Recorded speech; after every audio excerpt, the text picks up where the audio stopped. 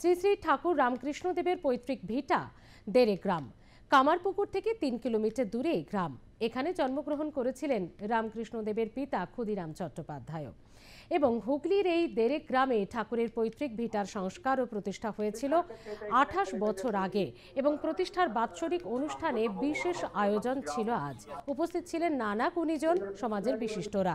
উপস্থিত ছিলেন homeopathy senior consultant প্রকাশ মল্লিক। উপস্থিত ছিলেন ধর্ম রূপানন্দ বরুণ মহারাজ।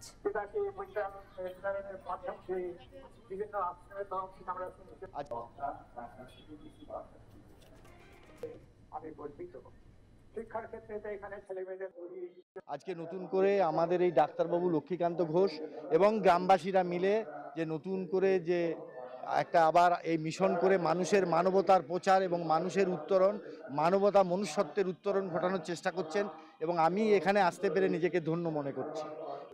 বিভিন্ন অনুষ্ঠানের মধ্য দিয়ে আজকে আমরা এই দিনটা পালন করি এবং আগামী আরও দুদিন এই অনুষ্ঠানটা চলবে। আজকে মানুষের সেবা, প্রায় আমাদের ১৫,০০০-এর মতো মানুষ আজকে এখানে আমাদের সেবা পাবেন। আরও বিভিন্ন গ্রাম দূর দূরান্তের থেকে মানুষ এখানে আসেন।